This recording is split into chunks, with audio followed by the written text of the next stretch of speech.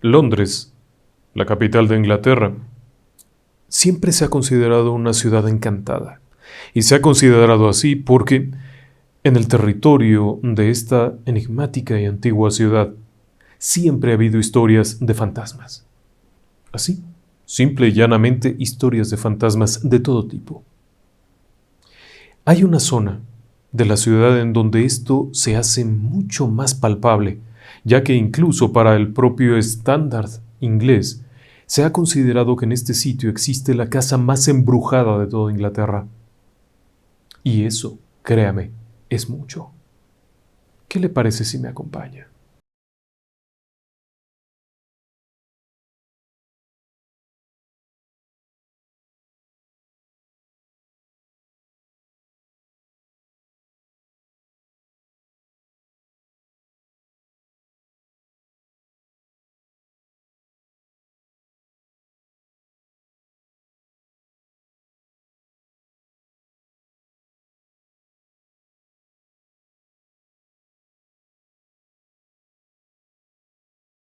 Esta es la zona de Mayfair, en Londres, Inglaterra.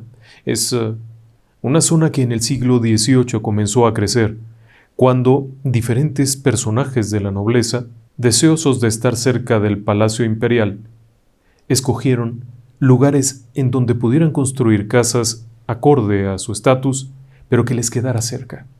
Lejos de vivir en los palacios campiranos, en los castillos, prefirieron trasladar sus lugares de residencia a la ciudad. Y es así que en 1700 y fracción se habilita la zona conocida como Berkeley Square. Square significa plaza, jardín. Esencialmente es una especie de parque. Es un parque muy bonito con algunos pocos árboles, no es muy grande, pero tiene algunas esculturas muy bellas.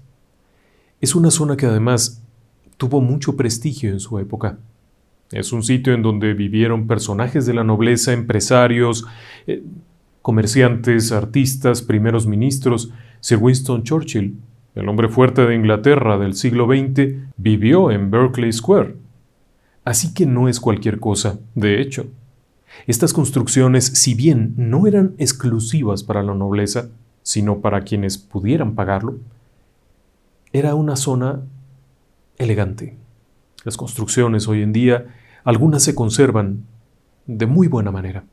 Otras han sido modificadas en el interior y de todo el bloque, solamente una casa continúa siendo ocupada como residencia, el número 48.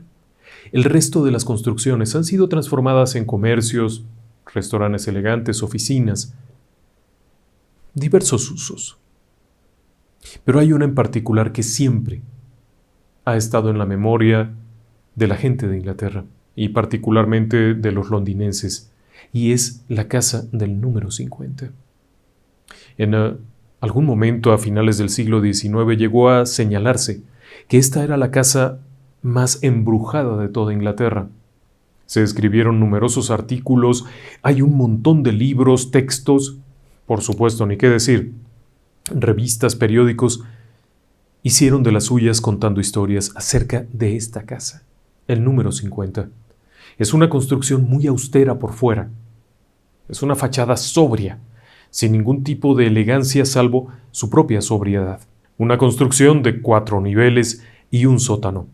Tiene 2 accesos, el acceso principal por Berkeley Square y un acceso para carretas o transportes por la parte posterior, en la calle de atrás. Era bastante amplia. En su época se consideró una de las mejores construcciones. Su construcción inició en algún momento alrededor de 1740. Un arquitecto, William Kent, sería el encargado del diseño de una construcción siguiendo todos los estándares de la época. Mármoles, por supuesto. Maderas finas, por supuesto.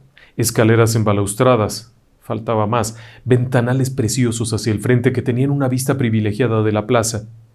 La posibilidad de tener un jardín interior, a pesar de tener un enorme sótano que comunicaba de lado a lado, también tenía un jardín interior. Tenía habitaciones suficientes, una preciosa recepción para los invitados, una amplísima cocina, habitaciones para la servidumbre, que en ese momento eran numerosos. No pierda de vista que esta construcción estaba destinada a una familia rica y por lo tanto requerían tener desde el cochero, las empleadas de limpieza, las cocineras, el ama de llaves, por supuesto, el famoso butler, mayordomo. En fin, la casa tenía estos espacios también para la servidumbre y uno de los espacios de la servidumbre estaba en el último nivel. Hay quienes le han llamado ático. En realidad no hay como tal un ático, simplemente es un cuarto nivel, pero por la forma de la casa, la construcción misma está dividida en dos áreas, así es que hay un área frontal y un área posterior. Una construcción interesante. Durante muchos años, alrededor de 1937 y hasta el 2015, la construcción alojó una famosa empresa de libros muy buscados. Es Max Bros. Los hermanos Max, coleccionistas, anticuarios, buscadores de rarezas, establecieron sus oficinas y su almacén principal ahí, en el 50 de Berkeley Square. Y usted se preguntará qué tiene de particular.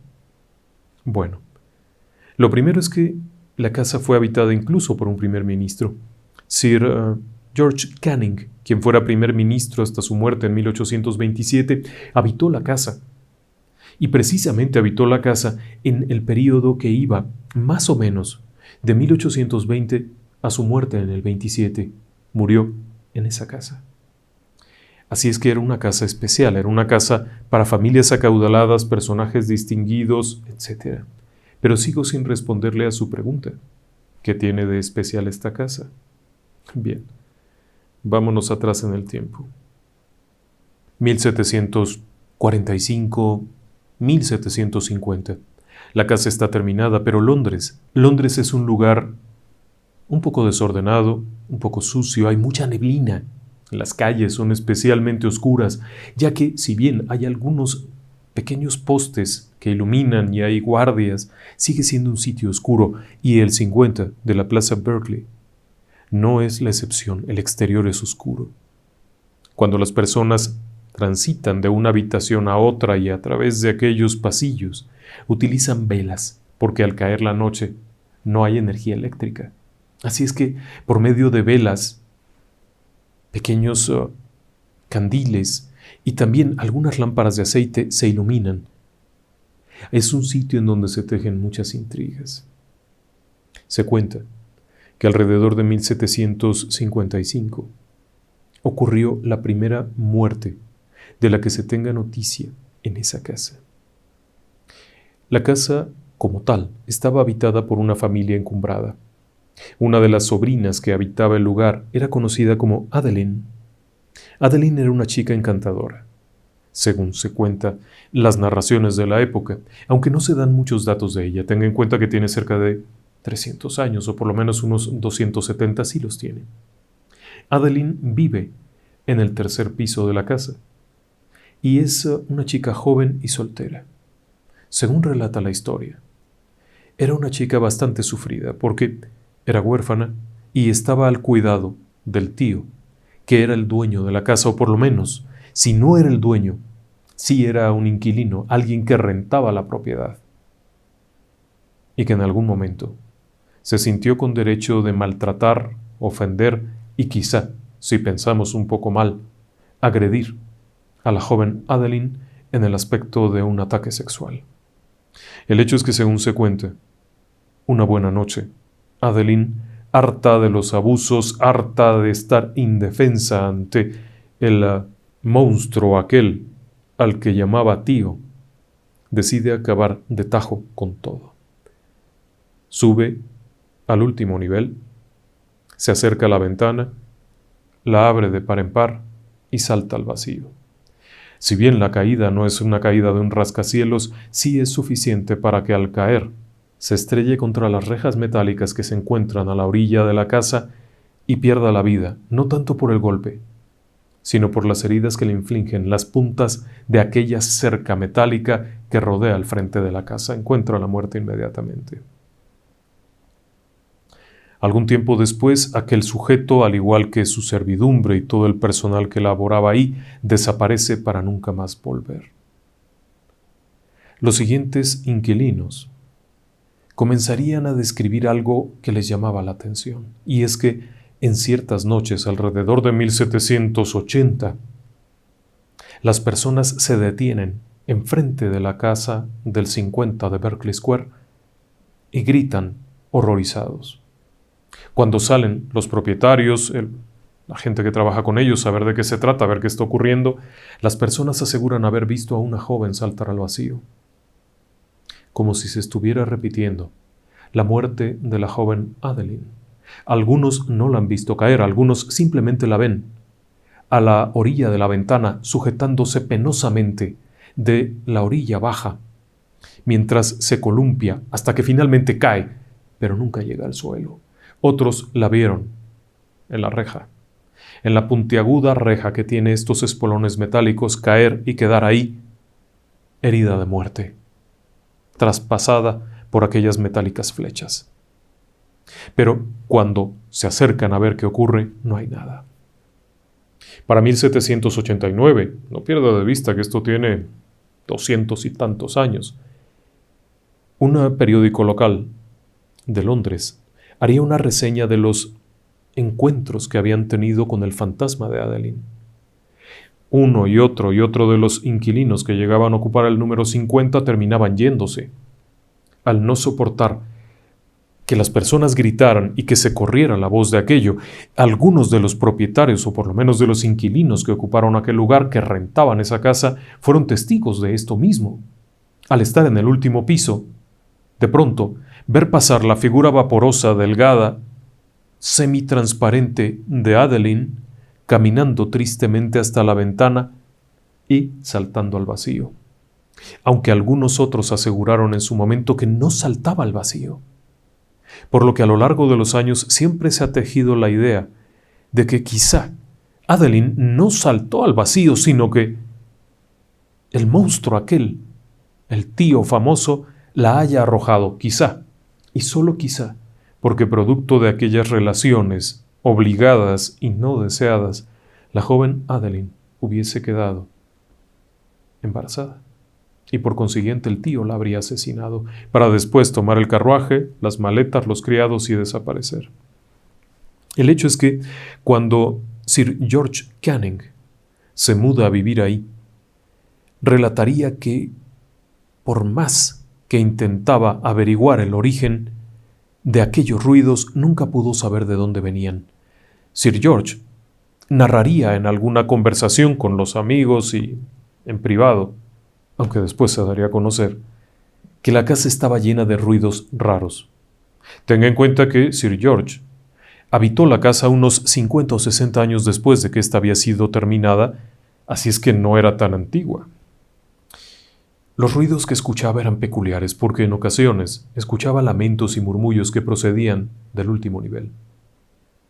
Para este hombre que habitaba la casa, el cuarto nivel era el sitio, el epicentro de todos estos fenómenos.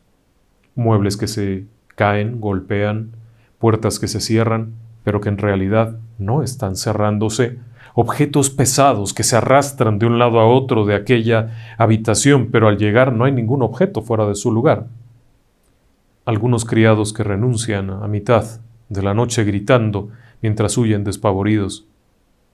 Sir George, sin embargo, no vería nada, ni sería víctima de nada, o por lo menos nunca aceptó serlo. Su muerte aparentemente fue de causas naturales, aunque para muchos no pudo haberlo sido, puesto que murió muy joven. Tenía 50 y tantos años al momento de su muerte, así es que no resultaba del todo lógico. Se cuenta que su cuerpo fue encontrado en la cama, muerto. No hubo ninguna señal previa, no hubo ninguna enfermedad larga, no hubo nada. Simplemente fue encontrado muerto. ¿Y por qué le digo esto? Por las historias que se tejerían después. El hecho es que, tras la muerte de la que fuera primer ministro inglés, la casa vuelve a ocuparse. Pero no pasaría mucho tiempo antes de que las historias acerca de los espectros y del horror que habitaba la casa se hicieran del dominio público. Uno y otro de los inquilinos salían despavoridos, algunos de ellos abandonando sus bienes con tal de no volver a entrar a la casa. ¿Qué es lo que veían? En realidad no queda claro, pero todos los reportes y todas las leyendas y todos los relatos apuntaban a que algo ocurría en el último nivel.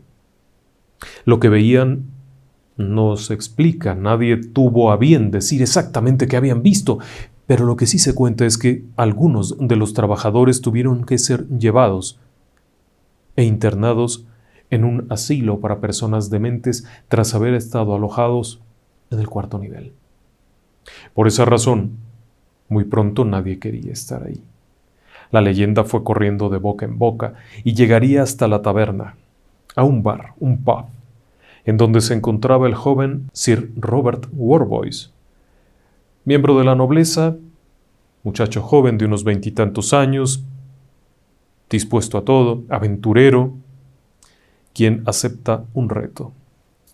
Tras haber bebido un par de copas y en medio del fragor de la plática alguien narra las historias de Berkeley, a lo que Worboys diría: eso no es cierto, y apostaría a que él podría quedarse ahí sin ningún temor.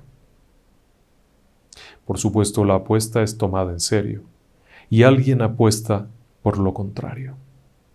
Siendo un lord inglés y un caballero, en una época en la que había duelos, no había forma de echarse atrás. Así es que, conociendo a los inquilinos en ese momento, Worboys acuerda con ellos quedarse a dormir una noche completa, solo en una de las habitaciones del cuarto nivel. Para ello se equipa, llevando consigo su arma, una pistola. Además de esto, el inquilino de aquel momento, el propietario de la casa, quien conoce a Worboys, le ofrece un salvoconducto. Le dejará conectado el servicio de campana. Si algo ocurre, estarán en el piso inmediato, esperando. Esa noche no se duerme. Así es que todos están dispuestos en una habitación muy cercana, de tal forma que cuando Worboys, por alguna razón, entre en pánico y jale la campana, rápidamente todos puedan subir a ver qué está ocurriendo. Y así lo hacen. Tras acordar aquellas medidas en donde Worboys podrá sonar la campana que está cerca de la cabecera de la cama, es un hilo que conduce hasta allá. Jalarlo es muy sencillo, no requiere gran esfuerzo. En caso de una emergencia, simplemente estirar la mano. Además de eso, dormirá con una pistola que ha llevado preparada en el costado. Y a un lado también habrá elementos necesarios como una vela con encendedor o cerillas, no sé. El hecho es que cae la noche, tras una plática amena y una cena igualmente sabrosa, cada quien parte a su ubicación. Sir Robert Worboys sube. Tras un rato todo es calma. En el piso inferior, aquellos que están esperando para acompañarle están en silencio y atentos. A eso de las 11 de la noche, según se contaba, no había ocurrido nada. Abajo, en el salón de estar, varios de los amigos de Worboys están esperando. Es una apuesta importante, está de por medio su prestigio como caballero de palabra.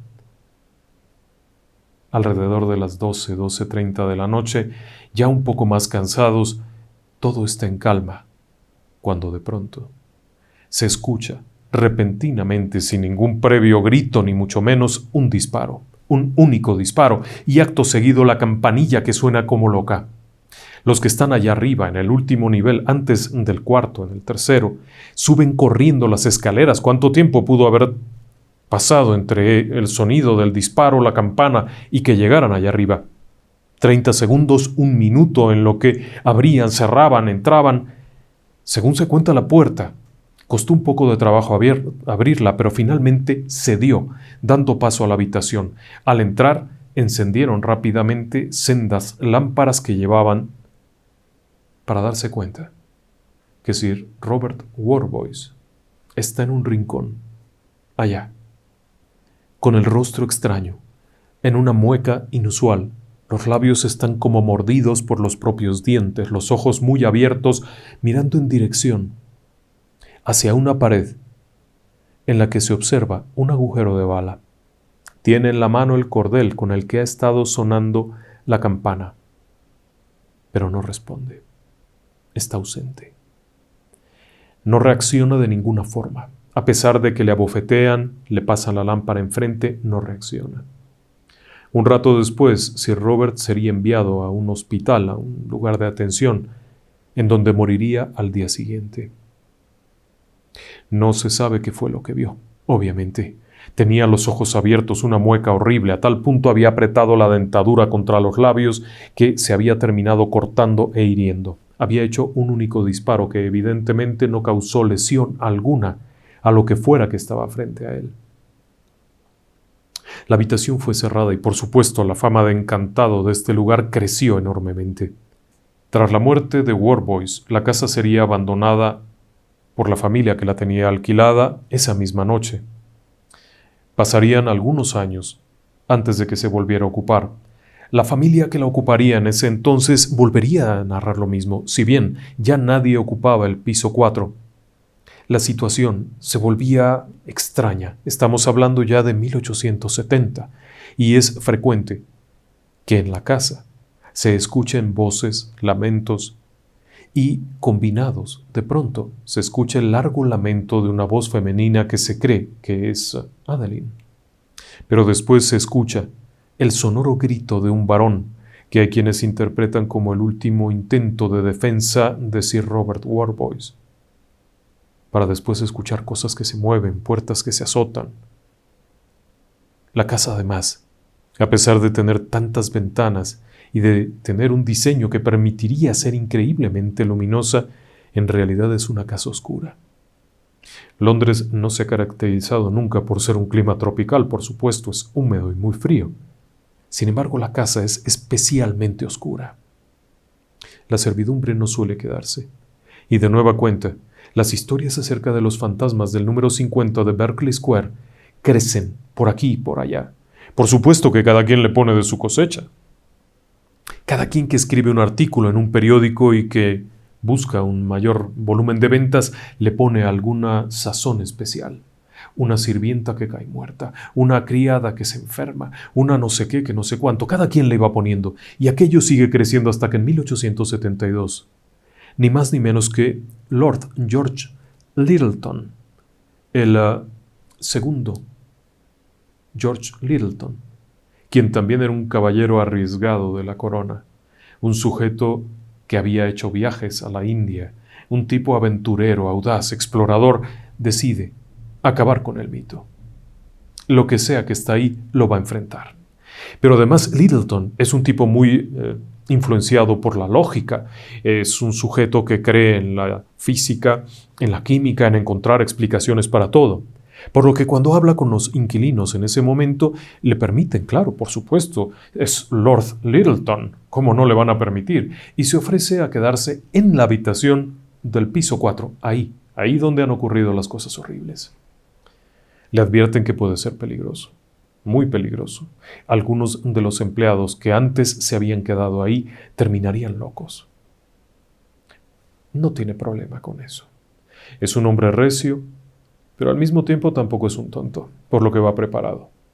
Preparado con 2 armas. La primera de ellas es una pistola normal. Para 1870 y tantos utiliza algo novedoso, es un arma tipo revólver. Pero, además, lleva una escopeta, siguiendo los consejos de su viejo padre. Lleva una escopeta que ha preparado con monedas. Estas no son casualidades. El arma como tal lleva monedas de cobre, pero también lleva algo todavía más inusual. Lleva fragmentos de un crucifijo metálico.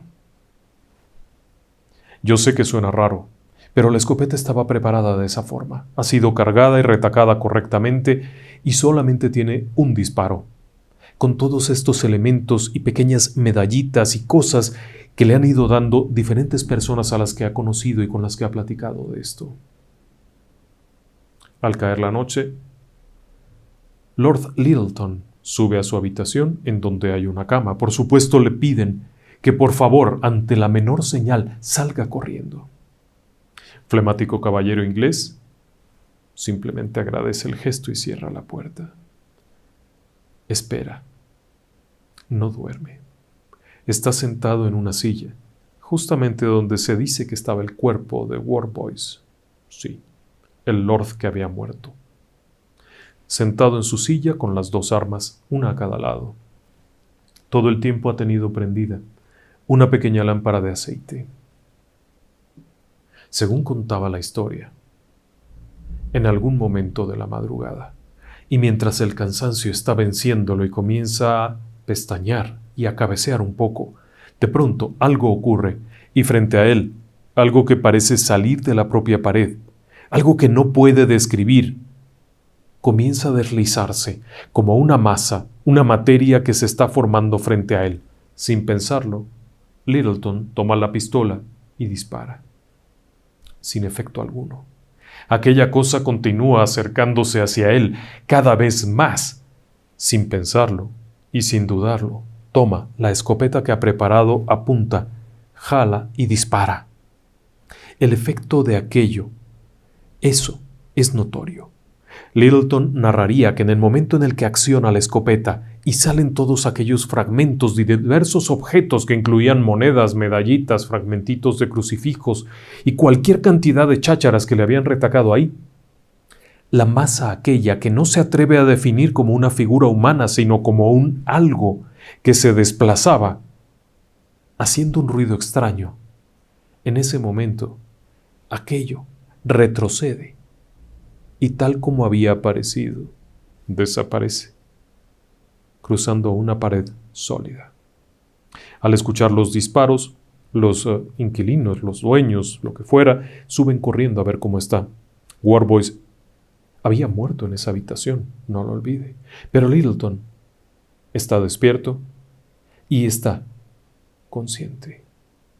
Littleton viviría para contar la historia, y su historia se repetiría muchas veces, asegurando haber terminado con el problema.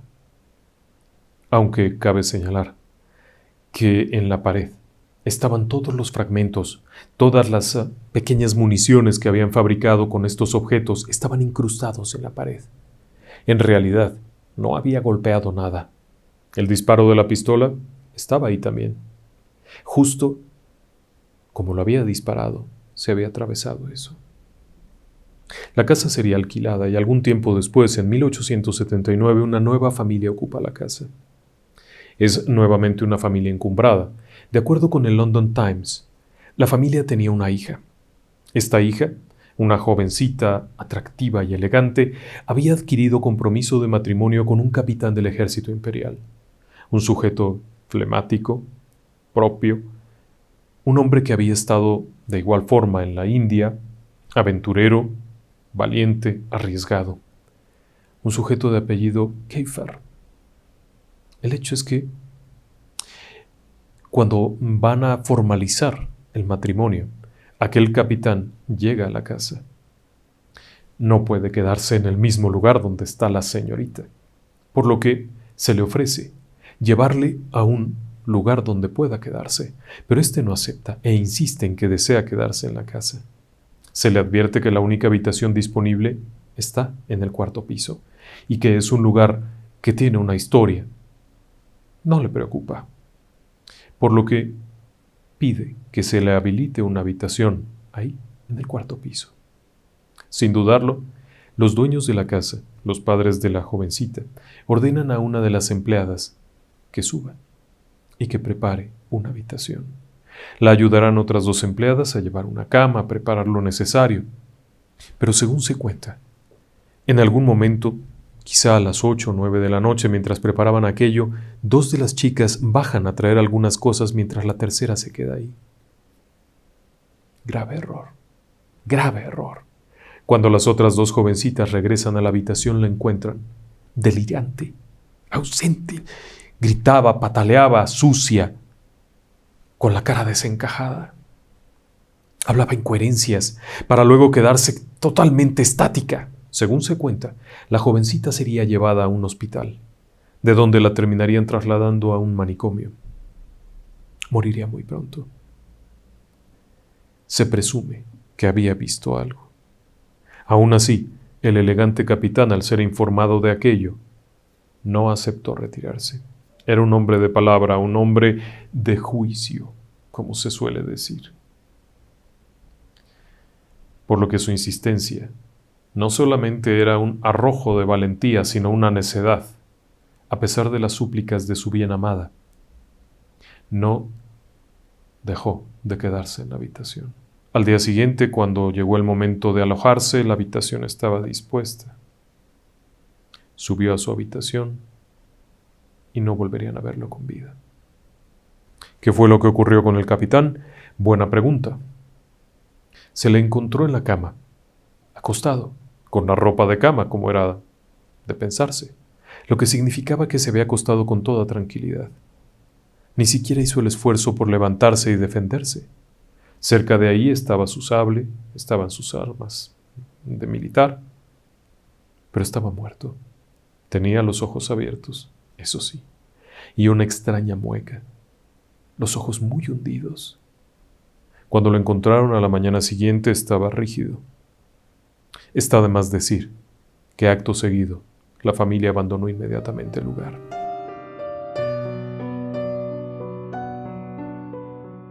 En realidad la propiedad la compró el vizconde de Bernsted, quien preferiría no habitarla. En cambio, la alquiló a un sujeto que pretendía contraer matrimonio, un hombre joven, excéntrico, que, a pesar de las súplicas de su familia para que no se mudara a vivir ahí, no hizo caso, asegurando que todo eso eran fantasías y que seguramente los muertos habían sido por otra razón. El sujeto era un hombre de apellido Myers, quien sufrió un desenlace amoroso terrible. Había propuesto a una joven matrimonio, habían aceptado, había hecho los preparativos, había arreglado la casa que llevaba algún tiempo vacía. No pierda de vista que la muerte del capitán fue en 1879 y Myers llega ahí a vivir unos 6 años después, o 7. Así es que la casa estaba abandonada, llena de ratas, medio destruida. Myers la revive literalmente. La llena de muebles bellos, de cosas bonitas. Pero cuando llega el momento de contraer matrimonio, la querida novia sale volando con otro y lo deja plantado. Myers, según se cuenta, se sumió en tal depresión que no volvió a salir de la casa. Se quedó ahí. Dormiría durante el día, deambularía de noche en las ventanas viendo a ver si volvía a la amada. Nunca el cuarto piso. Quienes supieron de Myers nunca supieron en realidad si había o no visto algo. Probablemente no saldría de un par de habitaciones, sumido en su desesperación, solo, únicamente recibiendo por la puerta de atrás algunos alimentos y demás. Moriría muy pronto. Antes de que terminara el siglo, estaba muerto, sumido en una profunda desesperación y tristeza. El hecho es que cuando Myers fallece, la casa pasaría a una persona más, únicamente. Esta persona moriría muy pronto. Era una mujer de edad muy avanzada, quien murió en la casa teóricamente de causas naturales, como siempre. Ya van varios. No pierda de vista que Myers era un hombre muy joven, o por lo menos, si no era muy joven, sí era un hombre joven que pretendía casarse y sin embargo apenas 3 o 4 años después de haber llegado a la casa está muerto. La mujer que llegaría después con toda la servidumbre que tendría una dama de la nobleza de edad avanzada, moriría también muy pronto, hasta el punto en el que de pronto la casa está vacía, totalmente vacía, no hay nada. Obviamente, el lugar se deteriora con cierta rapidez. Y entonces ocurre algo inusual. Hay quienes aseguran que fue alrededor de 1903. La casa está prácticamente destruida. Hay vidrios rotos, la puerta está medio rota, la entrada del sótano tiene la puerta vulnerada porque alguien ha entrado a robar lo que hubiera que robar ahí dentro, metales, lo que fuera. Se cuenta que aquel año de 1903, una pareja de marineros que andaba de farra, de pachanga, decide buscar dónde quedarse. Desafortunadamente, habían gastado todo lo que tenían en licores y cosas para pachanguearla, y se encuentran en una ciudad fría, gélida. Es el 23 de diciembre, la noche previa de la Nochebuena. El hecho es que, desesperados, sin un lugar donde quedarse, con frío, la humedad ambiental horrible lloviendo, llegan a este lugar en donde encuentran una casa abandonada. Y la puerta está rota, y se meten. Obviamente al meterse se dan cuenta que el sótano está infestado de ratas, medio inundado y todo sucio, por lo que trepan rápidamente. La planta baja está también muy sucia. No se puede uno quedar ahí, por lo que seguirían trepando hasta llegar a un lugar seco, donde las ventanas están cerradas y en donde pueden tumbarse a descansar. Es más, encuentran una cama. El nombre de aquellos marineros era Edward Blunden y Robert Martin. Encontraron un tesoro. Estaba abierto. No se iban a mojar, podrían quedarse ahí, dormir tranquilamente, a la mañana siguiente irían otra vez de fiesta hasta que se volvieran a embarcar, sin saber dónde se habían metido. En algún punto de la madrugada, mientras están ahí, de pronto, Martin, que está despierto, por alguna razón no puede dormir, se siente inquieto, siente algo mal, algo no está bien, algo va a ocurrir. Está cerca de la chimenea que casualmente funciona. Han roto un par de muebles, han roto un par de cosas de madera que había por ahí, con eso han hecho leña y está ahí. Tiene un atizador en la mano con el que está moviendo la madera para calentarse. Su compañero, Edward, está tumbado en la cama. El otro sí está durmiendo, pero Martin no ha podido dormir. Algo lo tiene inquieto y es que siente que alguien lo ha visto, que alguien se mueve. En algún momento mientras estaba ahí, ha podido ver que algo pasó por fuera de la habitación. Para su amigo, realmente no había problema, por lo que siguió durmiendo tranquilamente. De pronto, Martin, que está de espaldas a su compañero atizando el fuego, escucha que su compañero grita, se queja y hace algún sonido raro. Al darse la vuelta para verlo, observa que hay algo muy grande, algo que no tiene una forma definida, algo que parece ser una masa oscura, que está sujetando a Blunden y lo tiene como si lo estuviera estrangulando, levantándolo de la cama y en alto como si fuera un hilacho. Martin, quien tiene un atizador en la mano, arremete contra aquello solo para darse cuenta que el atizador pasa como si no hubiera nada. Horrorizado, sale corriendo de la habitación y abandona a Blunden. Pero antes de llegar a la calle, mientras corre, escucha como su amigo grita y cae desde la altura hasta la banqueta. Martin continuaría corriendo. Encontraría a un sereno, a un guardia, quien vendría a ver de qué se trata. Por supuesto, en un principio no le creyó nada. Olía alcohol a media cuadra, habían estado de borrachos todo el día, así es que no le cree, pero ante la insistencia, lo acompaña al saber que se habían quedado en Barclay. Cuando llegan está muerto. Blunden está muerto. Hay otras leyendas, otras historias que dicen que Blunden fue encontrado en el sótano, totalmente desmembrado, deshecho. Otros aseguran que simplemente fue arrojado al vacío, repitiendo la forma de la muerte de Adeline, que estaba ahí, incrustado en la cerca. Como sea, la historia cuenta que estaba muerto. La casa quedaría nuevamente en desuso hasta 1930. En 1930 la casa volvería a ser comprada, volvería a ser arreglada y se instalaría la librería Max Brothers, quienes se establecerían principalmente en el primer piso. Con el paso del tiempo también ocuparían el segundo piso, pero nunca el cuarto. Por alguna razón, nunca el cuarto, el llamado ático. Durante muchos años estuvieron ahí. Hasta el año 2015, cuando se trasladaron a sus nuevas locaciones, este fue el lugar donde estaban ellos. No era una librería como tal, sino una empresa de anticuarios en libros extraños. Es decir, gente acostumbrada a tratar con el misterio. A partir de que llegaron ahí, la casa ha estado en calma. Hay quienes aseguran que los mags se encargaron de curar la casa de alguna forma.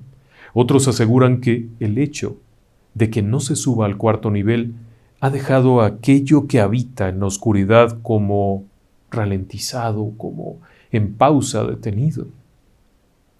La casa sigue siendo bellísima. Es una de las pocas casas que se conserva casi en su estado original. Hace algún tiempo se puso en alquiler. No sé si actualmente esté siendo ocupada o no. No llegó a tanto, pero lo que sea, dejó de estar activo tras la muerte de los marinos. Por alguna razón, lo que hubiera ocurrido ahí dejó de estar activo. Cuando Frederick Myers, el padre de la investigación paranormal contemporánea, de la investigación científica, llegó al lugar, no encontró rastro alguno de ningún espectro y tampoco pudo encontrar ninguna evidencia más allá.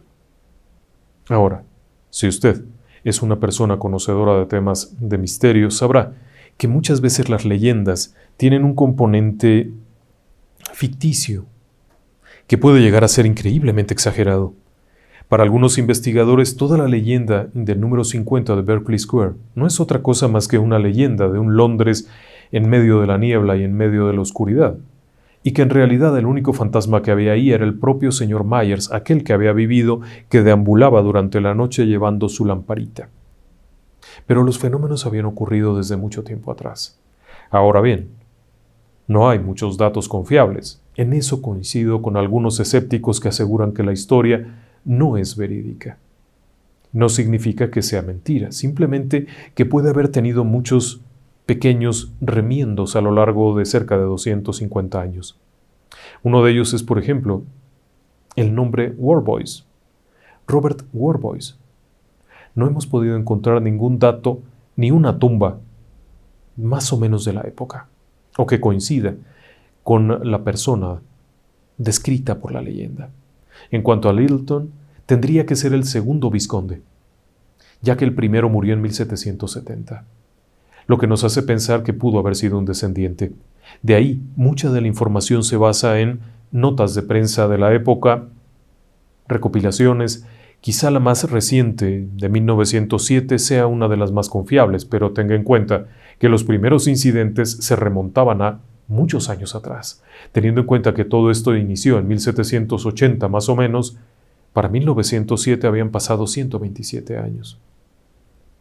Sin embargo, durante años, las personas preferían caminar alrededor de la plaza a cruzar frente a la casa. ¿Usted qué piensa?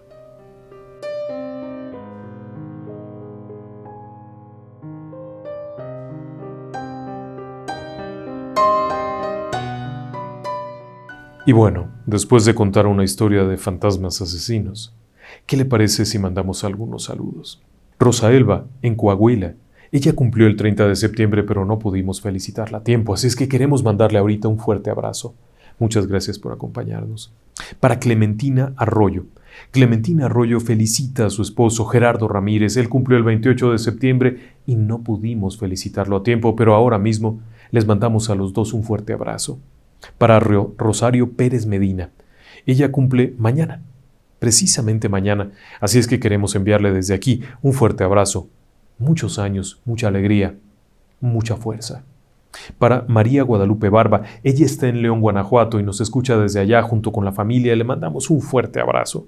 Para Alejandra López Ríos, ella saluda a su mamá, Gavina Ríos, que está en Juquila, Oaxaca, un lugar muy bonito, por cierto. Le mandamos también un saludo muy cordial. Para Silvana Montenegro, ella está en Jujuy, Argentina, pero quiere mandarle un saludo muy cortés a Claudio Bertón, que está en Córdoba, Argentina, porque este hombre, Claudio, le recomendó el canal. Así es que para los dos, muchas gracias. Un fuerte abrazo a ambos. Gracias por acompañarnos y gracias por recomendarnos. Y queremos mandarle un fuerte abrazo y un agradecimiento enorme a Edgar Iván Arroyo y a su equipo, que son los artesanos de Ataraxia, quienes confeccionaron nuestra preciosa lámpara que tenemos aquí. Edgar Iván Arroyo, muchas gracias por la lámpara y la otra lámpara también. Un fuerte abrazo a todos en el taller. Queremos mandarle también un fuerte abrazo a Ernesto Orozco y su familia en la Ciudad de México, a Julio Martínez y a Gabriela. Ellos están en El Salvador, tierra hermana. Les mandamos un abrazo hasta allá. Para José Quesada y Laura, que están en Idaho, en los Estados Unidos. Para la familia Castro Sierra, ellos nos escuchan en familia en León, Guanajuato, la tierra del zapato. Catherine Paredes, ella está ni más ni menos que en Alaska, al otro extremo del continente. ¡Qué bárbaro! Lugar muy frío, pero bellísimo. Jesús Didier Pablo, para su esposa e hijo, ellos están en Alto Tonga, Veracruz, un sitio tremendo, lleno de historias paranormales, con una de las carreteras más peligrosas que uno se puede imaginar. Un saludo para allá, por supuesto. María Mercedes López Guillamón, ella está en Murcia, en España, en la madre patria, le mandamos un fuerte abrazo. Juan Manuel Jara y su novia Ceci, que están hacia el otro lado del continente, en Córdoba, Argentina. Alejandra Lotero, ella es conductora nocturna, maneja durante la noche y está en Colombia. Le mandamos un fuerte abrazo. Gracias por dejarnos que la acompañemos en estas noches de trabajo. Para la familia Gallardo Torres y Gallardo Zúñiga, que tienen una panadería en Yecapixtla, Morelos, aquí en México. Les mandamos un fuerte abrazo. Sabemos que nos escuchan muchos panaderos y eso nos encanta porque además el pan en México es delicioso. Para Raúl Jiménez Carretón, para la enfermera Pamela, de parte de su esposo Martín Cap, ellos están en Campeche. Así es que va un abrazo para allá. Muchas gracias por acompañarnos. Para la familia Galicia, en especial a Elena, que están en Tijuana, en la frontera norte de México, Gustavo Córdoba, Mini Tina, que está en Perú. Para Cummins Rodríguez, que es un trailero que maneja y nos va escuchando, qué emoción que nos permita acompañarle en sus viajes. Para Mati Caínzo, en Argentina, Mr. Vikingo, su hermana y sus primas. Un abrazo a todos. También queremos mandarle una felicitación enorme a Alexander Alcaraz. Él cumplió años ayer, así es que lo estamos felicitando. Ayer no tuvimos programa, hoy lo felicitamos. Muchas gracias. Para Edith Cubas, ella felicita a su nieta María José. Están en Honduras. Un abrazo a ambas. Gracias por acompañarnos. Graciela Rodríguez felicita a su hermana. Cumplió años el 26 de septiembre, no pudimos felicitarla, pero bueno, de una vez la felicitamos. Está en Argentina. Ramón Alvarado saluda a su mamá que está en la Ciudad de México. Ella cumplió el 26, pero también se nos pasó. Un abrazo, gracias por acompañarnos. Para Miguel Ángel Martínez, que cumplió apenas el día 29. Y también un abrazo a su nieta, Viviana, tiene 8 años y a veces nos escucha. Para Liliana del Valle Méndez de Dávila, ella cumplió el 30 de septiembre, está en Tucumán, en Argentina, al sur del continente. Muchas gracias también a Lidia Macy's y a Tania Barous, que nos apoyan con sus donativos a través del Super Thanks en el canal de YouTube. Muchísimas gracias a todos. Muy buenas noches y que descansen en paz.